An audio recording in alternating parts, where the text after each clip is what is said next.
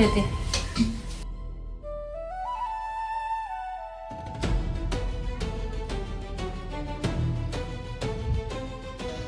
हे धरा, चहा ठेवू तुमच्यासाठी. नाही मग पाणी तर प्या ना. नाही, मला ऐकू येत नाही का?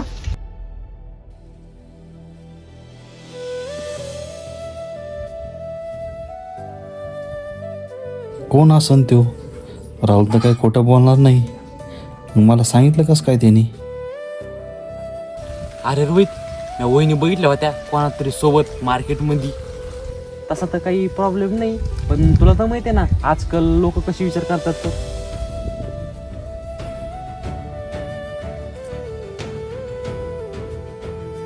जेवण वाढू का तुम्हाला?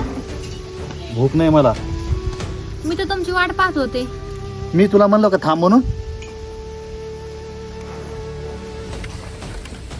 ऐका ना, बहुतेक झोपले वाटतं. मार्केट मधलं बोलायचं राहूनच गेलं. काय म्हणली?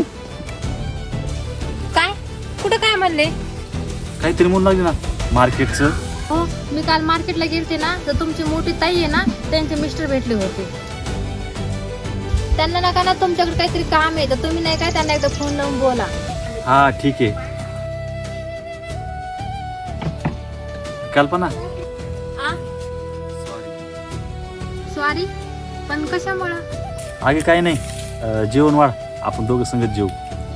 बरं, लगेच आणते.